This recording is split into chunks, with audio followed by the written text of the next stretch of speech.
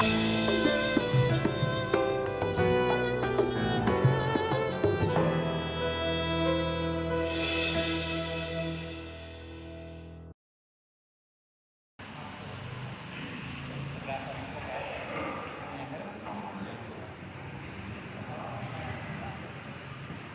billahi minasyaitonir rajim. Bismillahirrahmanirrahim. Zaiqatul maut wa innama tuwaffawna ujurakum yawmal qiyamah. Faman zuhziha 'anil nari wa udkhilal jannata faqad faz. Wa mal hayatud dunya illa mata'ul ghurur. Surahul azim. Amma ba'd. Bapak Ketua DKM beserta segenap pengurus yang saya hormati dan insyaallah selalu dirahmati oleh Allah Subhanahu wa taala. Bapak-bapak, saudara-saudara sekalian dan beserta ibu-ibu yang saya muliakan dan yang saya cintai. Kita semua yang hadir pada malam hari ini tanpa terkecuali bapak-bapak, ibu-ibu, saudara dan saudari sekalian yang saya muliakan dan yang saya hormati. Alhamdulillah atas rahmat dan nikmat dari Allah Subhanahu wa taala kita bersama-sama dapat hadir di tempat yang mulia ini, dan mudah-mudahan semuanya kita yang hadir pada malam hari ini termasuk orang-orang yang selalu di dalam rahmat dan perlindungan Allah Subhanahu wa taala. Karena saat sekarang ini kita sangat butuh dengan Allah Subhanahu wa taala.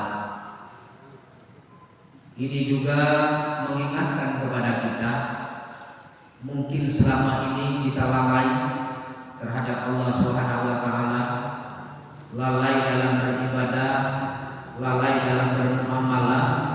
Tapi dengan adanya kejadian-kejadian yang menerpa kita semuanya, termasuk pengurus masjid kita ini, salah satu dari muazzin kita, yaitu yang telah mendahului kita, itu memberikan mungkin teguran sekaligus nasihat yang tidak diucapkan kepada kita semuanya, bahwa sesungguhnya kehidupan ini tidaklah lama.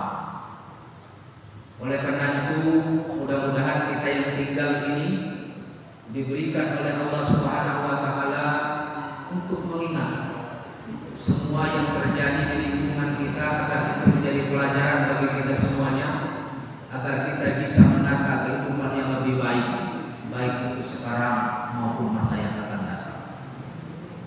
Sholawat dan tak lupa juga salam kita mohonkan kepada Allah Subhanahu wa taala, semoga disampaikan kepada junjungan kita Nabi besar Muhammad sallallahu alaihi wasallam. Semoga kita semuanya yang hadir beserta orang-orang yang kita cintai termasuk dari antara orang-orang yang mendapatkan syafaat dari Rasulullah sallallahu alaihi wasallam. Bapak-bapak, saudara-saudaraku yang saya muliakan dan mudah-mudahan dimuliakan oleh Allah Subhanahu wa taala. Sebagaimana yang kita maklumi dan kita pahami bersama, bahwa sesungguhnya tidak ada yang namanya keabadian di dalam hidup ini. Sesungguhnya dia akan datang dan pergi silih berganti, yang akan menjadi warna daripada kehidupan itu sendiri. Maka jangan heran, di dalam kehidupan ini ada saatnya kita datang dan ada saatnya pula kita harus pulang. Ada saatnya kita bersua dan ada saatnya pula kita harus berpisah. Ada saatnya kita dilahirkan dan ada pula saatnya kita pun diwafatkan. Itulah bagian daripada dinamika dan romantikanya sebuah kehidupan. Namun yang perlu kita pahami bahwa kita nggak diperintahkan untuk memikirkan kenapa kita dilahirkan dan kapan kita diwafatkan. Karena itu bukan urusan kita, itu urusan Allah. Kita dilahirkan dulu nggak ada yang minta. Saya nggak pernah minta untuk dilahirkan, nggak pernah minta untuk jadi orang Melayu, nggak pernah minta untuk tinggal di Depok, nggak pernah minta untuk namanya Muslim Ansori, nggak pernah minta. Karena itu hak Allah untuk melahirkan, menciptakan kita, dan kita nggak perlu memikirkan untuk apa Allah ciptakan. Namun yang paling penting di dalam hidup ini, apa tujuan Allah menghidupkan kita? Itu yang paling penting. Dan apa pula bekal kita untuk menghadapi kematian. Makanya itulah pokok bahasan yang akan kita sampaikan pada kesempatan malam hari ini. Di dalam hadis yang diriwayatkan oleh Imam Tirmizi dari sahabat Nabi bernama Shaddad bin Auf bin Sabit, bahwa Rasulullah SAW bersabda, Al-Qayyisu, kata Nabi, mandana nafsahu wa amila lima ba'dal maut. Orang yang cerdas, orang yang pintar, orang yang berakal itu, kata Nabi, mandana nafsahu, orang yang pandai mengendalikan hawa nafsunya, wa amila lima ba'dal maut, dan dia beramal untuk persiapan setelah dia wafat. Itu orang yang pintar. Jadi orang yang pintar itu bukannya punya titel profesor, doktor, insinyur, SH, MH sampai ke almarhum titelnya. Bukan itu, Pak. Bukan oleh karena dia mendapatkan penghargaan ini, penghargaan itu, punya jabatan ini, punya jabatan itu, dapat Nobel ini, Nobel itu. Bukan itu orang yang pintar. Yang pintar itu menurut Nabi, al-qayyisu mandana nafsahu. Orang yang pintar itu adalah orang yang pandai mengendalikan hawa nafsunya. Maaf, yang banyak di dalam kehidupan realita yang kita lihat, banyak manusia itu yang dikendalikan hawa nafsunya, bukan mengendalikan nafsunya. Ini kebanyakan yang terjadi. Makanya salah satu makna daripada mandana itu yaitu disebut dengan roha. Dana itu hurufnya ada 3, dan, alif, nun. Pengertian dari dana itu selain daripada mengendalikan, artinya roha, mengalahkan. Jadi nafsu kita ini sebelum kita wafat harus dikalahkan. Pak Ustadz, apa yang namanya nafsu itu? Mari kita lihat.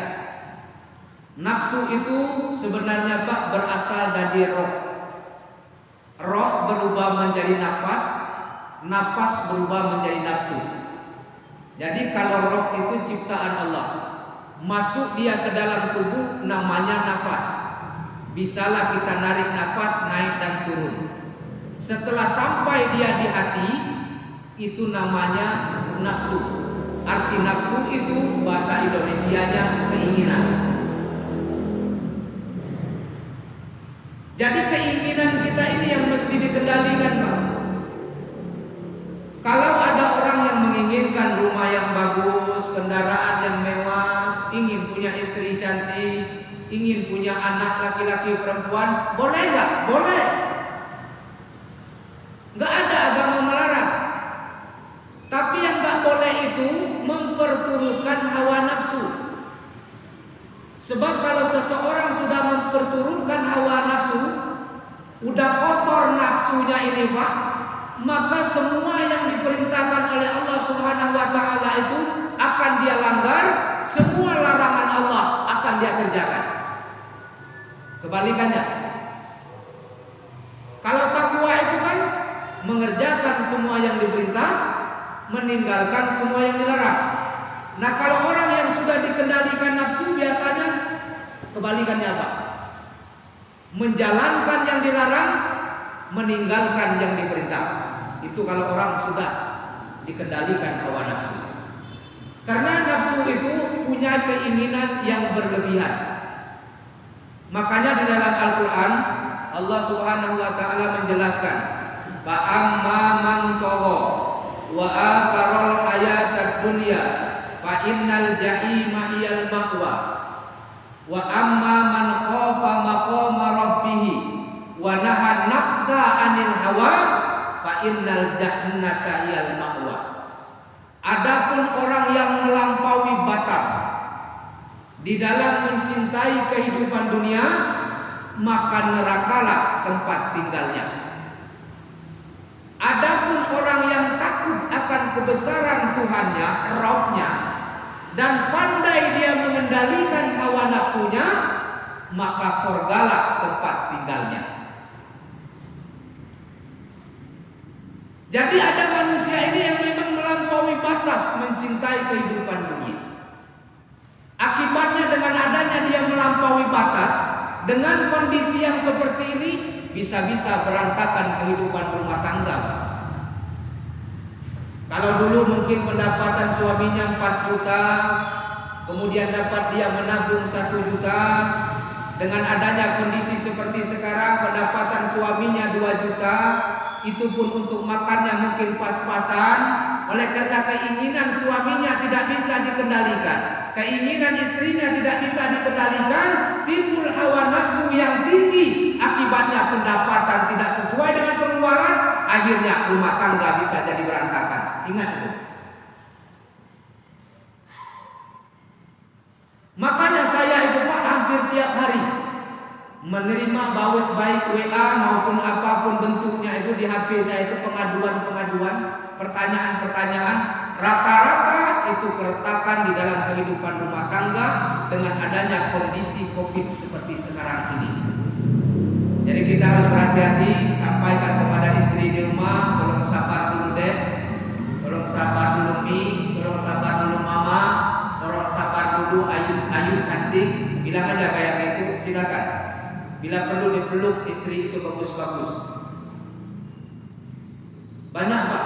Kenapa ini saya sampaikan? Nampaknya penyakit nafsu ini sudah merebak dengan kondisinya seperti ini. Jadi banyak orang yang tidak tahan menghadapi ujian dan cobaan ini, pelampiasannya berantakan kehidupan rumah tangga. Berpisah dia dengan suami, anak tidak terurus, dengan tetangga dia tak kenal, orang meninggal tak sempat melayat, dan selainnya dan selanjutnya. Akibatnya apa? Karena dia marah. Jangankan untuk mengurus orang lain, mengurus kami saja menjadi susah. Itu yang akibatnya. Jadi kalau kita mengandalkan hawa nafsu itu, maka kehidupan kita akan sesat. Pernah saya sampaikan di sini, Bang. Ada orang itu yang pulangnya perginya gelap, pulangnya gelap. Yakin apa?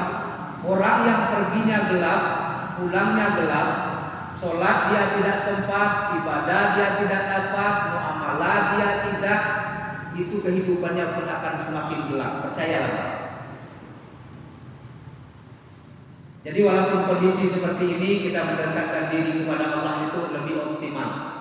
Jadi saya berharap kehidupan rumah tangga kita tetap aman, tetap terkendali, walaupun suasananya yang tidak mengenakan kita bagi kita sekarang. Oleh karena itu bersabar dulu menghadapi semuanya ini. Nah kemudian yang kedua, istakbadaha, pengertian dana tadi. Artinya istakbadaha itu adalah menghamba sahayakan hawa nafsu. Bagaimana yang disebut dengan hamba sahaya? Kita kenal kalau dulu Pak ada raja-raja. Kalau di zaman jahiliyah itu ada namanya perbudakan.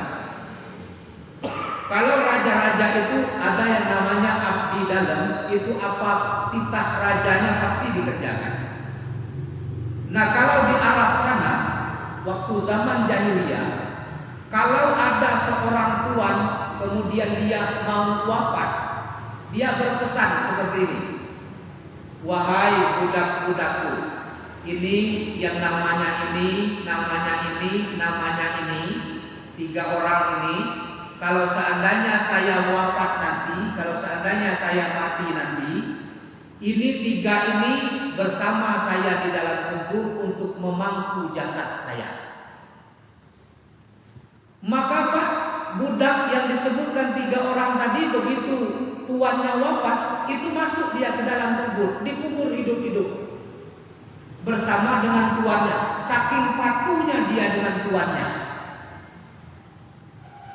Nah, nafsu itu apabila kita jadikan dia menjadi hamba sahaya, maka sesuai dengan aturan kita.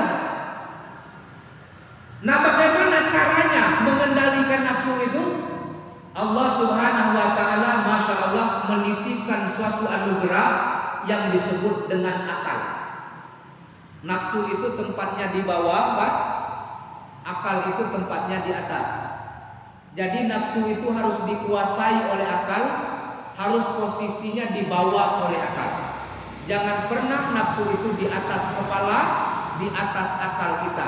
Sebab Allah sudah menciptakan akal itu posisinya di atas, nafsu itu adanya di bawah.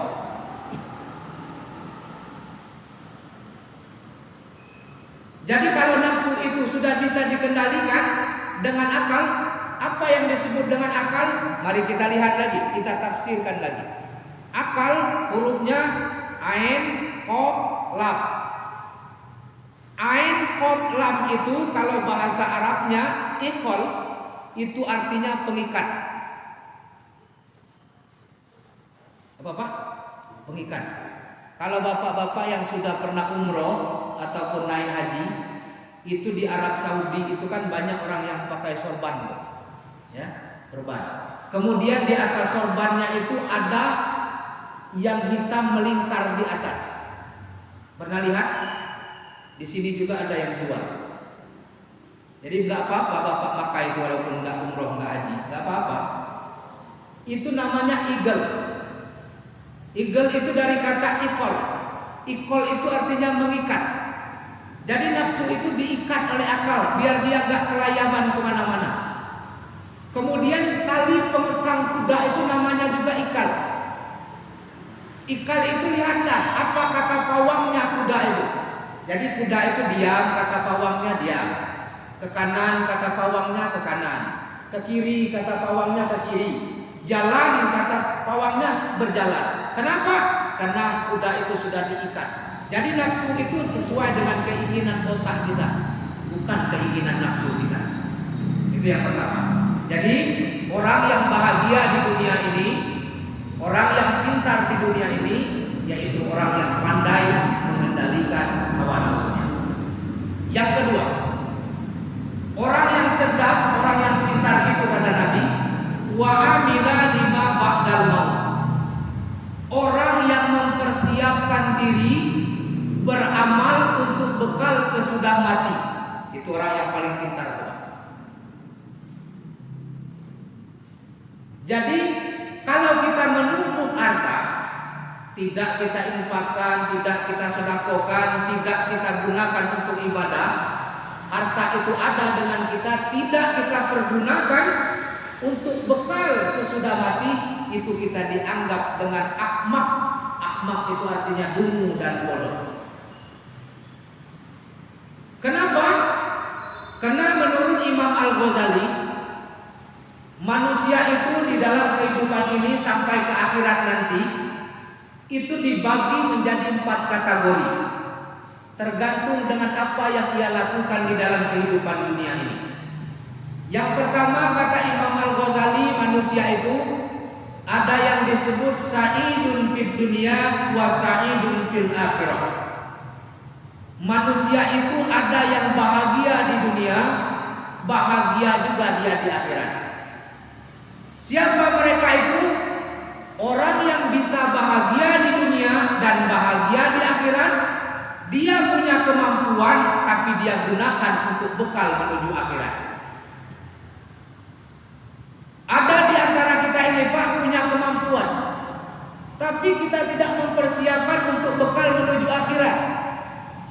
Maaf, manusia itu kan diberi Allah Subhanahu wa taala kelebihan masing-masing. Ada yang Allah kasih kelebihan ilmu. Awas, dia punya ilmu tapi dia tidak membuat bekal untuk kebahagiaan di akhirat, itu orang bodoh. Ada yang Allah Subhanahu wa taala titip kepada kita ini harta. Awas, punya harta tapi tidak dipersiapkan untuk bekal di akhirat, itu bodoh. Ada orang yang diberikan oleh Allah Subhanahu wa taala kedudukan, baik itu besar maupun kecil, baik tinggi maupun rendah. Awas, punya jabatan, punya kedudukan, tidak dipergunakan untuk bekal di akhirat, bodoh. Sampai di mana?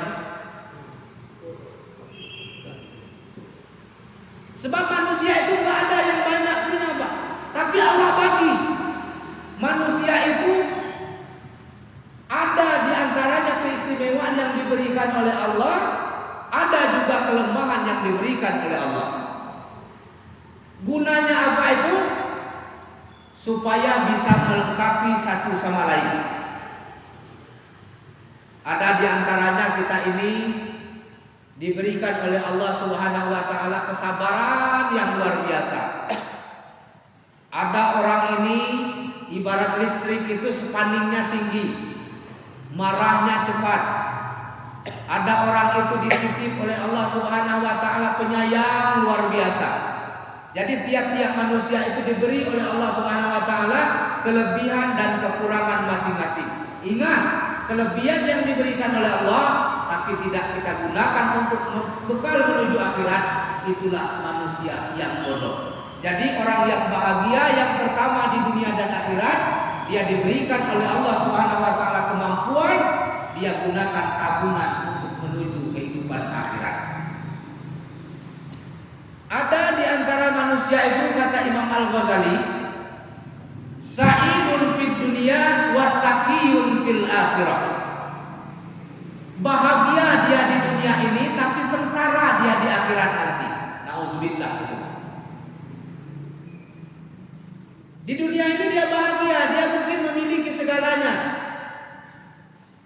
Dia punya uang walaupun enggak banyak, punya kedudukan, punya ilmu pengetahuan walaupun sedikit, istrinya cantik, punya anak, punya keturunan, rumahnya bagus. Boleh dibilang bahagia di dunia ini, tapi dia saqiyun fil akhirah, sengsara dia di akhirat nanti. Kenapa? Dia tidak mempersiapkan tabungan untuk akhirat. Kenapa kita harus mempersiapkan tabungan, Pak? Karena maaf, semua yang ada kita ini, Pak, akan kita tinggalkan. Yang namanya harta itu 3 fungsinya. Yang kita makan jadi kotoran, yang kita pakai jadi rusak, yang kita nafkahkan di jalan Allah. 2-nya itu akan hilang, 1 yang akan kekal dan abadi, yang kita nafkahkan di jalan Allah. Jadi buatlah tabungan. Bagaimana bentuk tabungannya? Yang pertama, banyak bersedekah. Karena manusia itu nanti akan bernaung di bawah sedekahnya. Jadi di akhirat nanti orang itu, Pak, bernaungnya bukan dengan sholatnya, bukan dengan hajinya, bukan dengan puasanya. Saat di padang mahsyar nanti yang menaungi itu adalah sedekahnya. Makanya perintah Nabi bersedekahlah walaupun setengah biji kurma. Kalau menurut kita apalah artinya setengah biji kurma? Tapi kenapa Rasulullah memerintahkan itu? Paling tidak berarti. Jadi sesuai dengan kadar kemampuan. Setiap Jumat misalnya berinfak 5.000, ya itu kemampuan kita, nggak apa-apa. Tapi jangan sampai, Pak, tiap Jumat celengan lewat nggak pernah ngisi. Ya sekali-kali ya yang merah, sekali-kali yang warna biru. Jangan yang 2.000 terus dimasukkan. Sekali-kali yang 5.000, sekali-kali yang 10.000. Ini enggak. Jangan-jangan yang koin yang masuk. Ingat, itu nanti yang akan menaungi kita di padang mahsyar. Jadi orang nanti bukan bernaung pada sholatnya, hajinya, puasanya, tapi bernaung pada sedekahnya. Jadi persiapkan untuk kita bahagia di akhirat itu yang pertama dengan sedekah. Yang kedua, untuk menuju kebahagiaan di akhirat itu, saya ingatkan sekali lagi kepada kita semuanya, jangan sampai melalaikan sholat. Karena awwalu ma yuhasabu bil abdu yaumal qiyamah as-shalah. Amalan yang paling pertama yang akan dihitung saat di akhirat nanti yaitu tentang perkara sholat. Kalau sholatnya bagus, semua akan dihitung bagus. Kalau sholatnya jelek, semua akan dihitung jelek. Kenapa? Karena di dalam ibadah sholat itu kita mengingat perjanjian kita terhadap Allah Subhanahu wa taala. Pernah saya sampaikan pada minggu yang kemarin bahwa kita manusia itu tidak punya apa-apa. Makanya di dalam sholat itu kita mengadu kepada Allah dengan kalimat iyyaka na'budu wa iyyaka nasta'in. Hanya kepada Engkau kami menyembah, hanya kepada Engkau kami mohon pertolongan. Jadi Allah itu Pak, saya ingatkan lagi, sekarang kita pakai masker, cuci tangan, jaga jarak. Itu jangan pernah terpikir di hati kita dan di pikiran kita bahwa masker, cuci tangan, menjaga jarak itu akan membuat keselamatan kita. Jangan Bapak pernah berpikir seperti itu. Kenapa? Karena Allah itu nggak mau dia dinomor duakan dan disamaratakan. Kembali lagi kita kepada pelajaran tauhid. Ikhtiar syariat boleh. Boleh Bapak pakai masker, boleh Bapak mencuci tangan, boleh Bapak menjaga jarak, tapi ingat, apabila Allah menghendaki dimanapun kita berada, maka corona itu tetap akan menjumpai kita.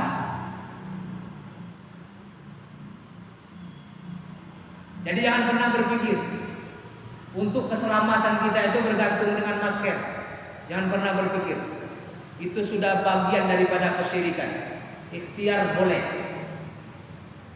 Dengan masker ini saya mohon kepada Allah semoga saya dihindari oleh corona. Boleh Pak. Tapi kalau ingin selamat pakai masker. Kalau ingin jauh dari corona jaga jarak. Kalau ingin selamat cuci tangan. Syirik. Iman dan syirik itu bedanya tipis. Cuman ada pada keyakinan. Kalau Allah sudah disamaratakan dengan makhluk, Allah sudah disamaratakan dengan benda, Allah sudah dinomor duakan, apalagi dinomor empatkan, itu adalah kebatilan.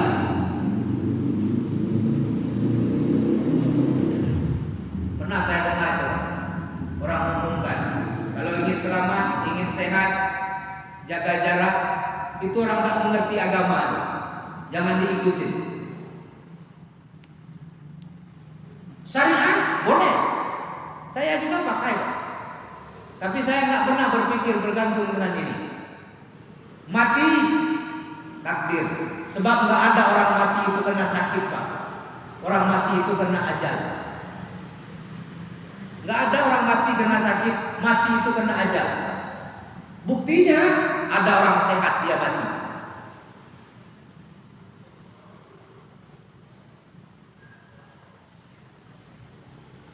Makanya pada kesempatan ini boleh Bapak perhatikan ini sebagai ikhtiar kita. Yang pertama, baca Bismillahilladzi la yadurru ma'asmihi syai'un fil ardi wala fis sama wa huwas samiul alim. Itu tolong dibaca pagi 3 kali, sore 3 kali. Habis sholat subuh dan habis sholat asar. Kemudian yang kedua, nanti kalau memang mau dicatat kita catat. Yang kedua, hasbiyallahu la ilaha illahu alaihi tawakkaltu wa huwa rabbul arsyil azim. Baca itu 7 kali setelah subuh, 7 kali setelah asar. Kemudian sholawatnya begini. Allahumma sholli wa sallim wa barik ala sayyidina Muhammadin sholatan tadfa'uha anna taqna wa taqun iza amruhu arada syai'an ayyakula lahu kun fayakun. Baca itu setiap kita mau keluar rumah dan setiap kali sampai kita ke rumah dari berpergian. Kalau Bapak yakin dengan itu, hadisnya ada yang hasan, ada yang sahih. Yakinlah Bapak tidak akan dicelakakan oleh apapun yang namanya berbentuk makhluk di dunia ini. Yakin kan? Mau nggak? Mau? Mau kita catat nanti. 3. Pertama itu tadi. Hadisnya yang pertama diriwayatkan oleh Imam Ahmad, Ibnu Majah, Tirmizi. Yang kedua Ibnu Sunni. Kemudian Tirmizi juga hadisnya sahih. Apa bunyi hadisnya? Barang siapa membaca 3 kali pagi dan 3 kali sore, tidak ada satupun yang membahayakannya, baik itu di langit maupun di bumi. Kita harus yakin dengan hadis yang diriwayatkan oleh para sahabat-sahabat. Yakin aja, Pak. Kemudian kita harus yakin begini. Kul la tusibana illa ma kataballahu lana anta maulana falyatawakkalul mu'minin. Katakan Muhammad, musibah ataupun bencana itu tidak akan menimpa kami kecuali yang sudah ditakdirkan untuk kami. Allah lah Tuhan kami, Dialah pelindung kami, dan kepada Allah orang mukmin itu bertawakal. Itu ayat. Jadi kalau dari ayat itu, Pak, kita yakini benar dan sesuai dengan syariat yang diajarkan oleh Rasulullah SAW tadi, maka yakinlah kita akan selamat. Yakinlah, insya Allah. Tapi yakin. Kembali kepada persoalan tadi. Yang ketiga, ada di antara manusia itu sa'idun fid dunya, ada sakiyun fid dunya wa sa'idun fil akhirah. Sengsara dia di dunia ini, Pak, menderita dia di dunia ini, tapi dia bahagia di akhirat. Masya Allah. Kalau bisa ini, Pak, nggak apa-apalah kita sengsara di dunia ini barang sebentar, tapi di akhirat nanti kita bahagia. Siapa mereka ini? Orang yang hidupnya pas-pasan, orang yang hidupnya tidak berkecukupan, orang yang hidupnya apa adanya, tapi dia tidak pernah meninggalkan syariat agama. Ini nih, Pak. Mungkin rumahnya nggak seberapa, bisa ngontrak, penghasilannya nggak seberapa, kemudian kehidupannya sederhana saja. Kelihatan oleh kita menderita mereka itu, tapi sa'idun fil akhirah, dia bahagia nanti di akhirat. Yang seperti inilah kalau bisa kita cari. Kalau nggak dapat yang pertama tadi. Kalau yang pertama tadi sulitlah, terutama saya mungkin sulitlah untuk bahagia di dunia, bahagia di akhirat itu sulitlah. Kalau bisa kita masuk yang nomor 3 saja. Sakiyun fid dunya, as-sa'idun fil akhirah.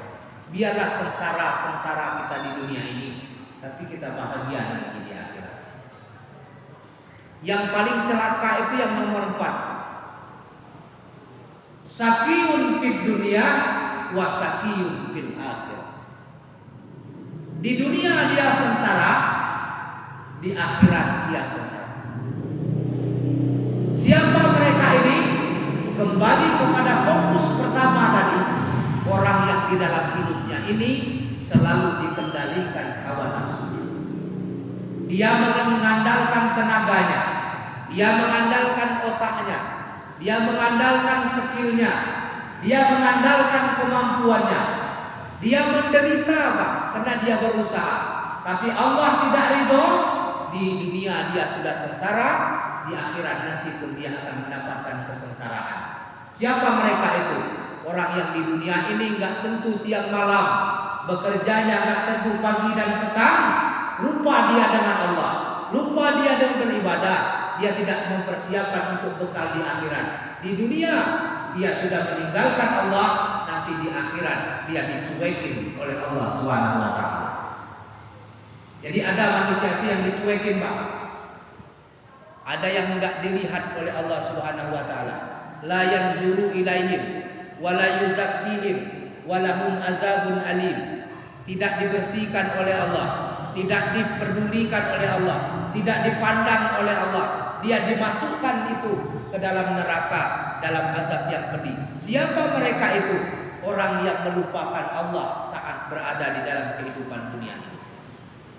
Jadi alhamdulillah, Pak, kita diberikan oleh Allah Subhanahu wa taala hidayah, Ingat kita dengan Allah walaupun dengan keadaan semua dan kondisi kita ini. Kehidupan kita mungkin kurang mapan, kehidupan kita pas-pasan, tapi kita masih bergerak untuk datang kita ke masjid.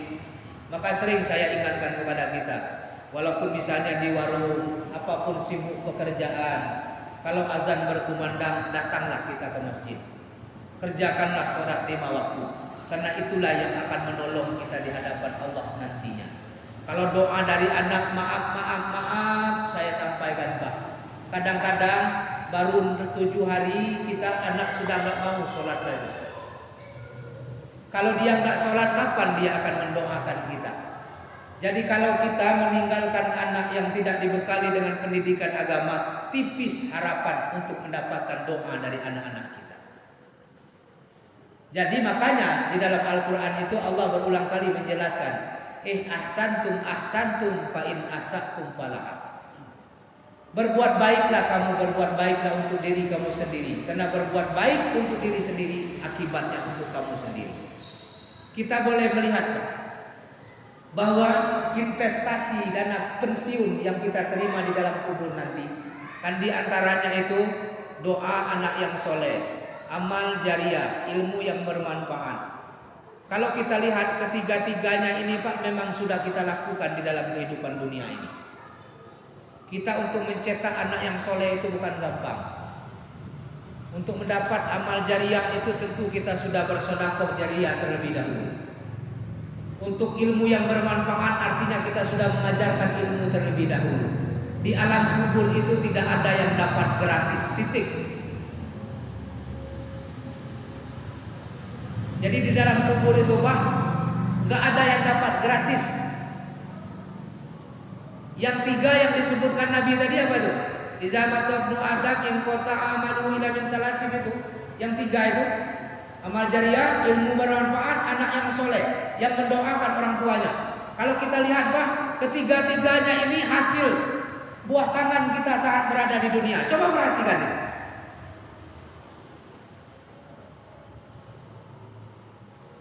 Oh enak benar nanti kita dapat pensiunan di alam kubur. Ada amal jariah, ilmu bermanfaat, doa anak yang soleh. Coba pikir dulu. Jadi hadis itu diperhatikan dulu. Nggak ada yang dapat gratis coba. Dari dunia ini kita ciptakan itu. Siapa mereka yang menciptakan itu? Itulah orang yang pintar. Jadi kita ini kalau ingin dianggap pintar, ciptakanlah yang 3 itu. Kuncinya. Kalau punya ilmu, didik, ajar anak baik-baik. Punya harta, sedekahkan, amal jariah. Insya Allah mereka itu akan mendoakan kita. Banyak kenyataannya Pak. Saya pernah, kita menyolati mayat. Anaknya main HP. Kapan dia mau mendoakan kita? Coba.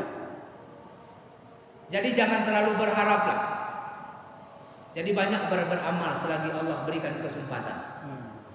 Mudah-mudahan kita semua diberikan kekuatan oleh Allah Subhanahu wa taala sehingga kita menjadi orang yang cerdas, orang yang pintar di dalam kehidupan ini agar kita tidak kecewa di akhirat nantinya. Mungkin ini yang bisa saya sampaikan. Sekali lagi saya ingatkan kita harus mesti bersabar di dalam kondisi seperti ini. Sampaikan dengan keluarga di rumah, terutama istri, ibu di rumah, sampaikan bahwa kita harus tegar menghadapi ujian dan cobaan ini. Yakinlah semua ada jalannya. Allah tidak akan pernah memberikan beban kecuali kesanggupan kita untuk memikulnya. Demikian, terima kasih. Mohon maaf yang sebesar-besarnya. Wassalamualaikum warahmatullahi wabarakatuh.